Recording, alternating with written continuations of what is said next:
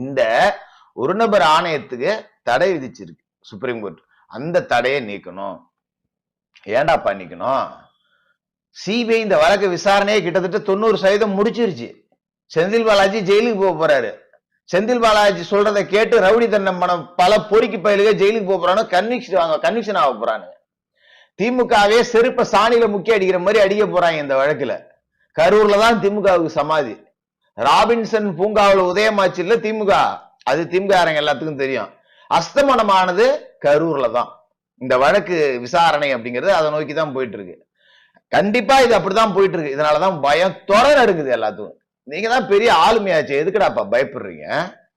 இந்த கரூர் விவகாரத்துல ஒரு நபர் ஆணையம், அதாவது அருணா ஜெகதீசன் கமிஷனை மறுபடியும் உருவாக்கணுமா, அந்த தடையை நீக்கணுமா, அதிரடி அஸ்ராக்காருக்கு மறுபடியும் விசாரணை செய்யணுமா. எப்பா சிபிஐ விசாரணையே முடிச்சிருச்சுப்பா, நீ உங்க ஆளுங்களை வச்சுக்கிட்டு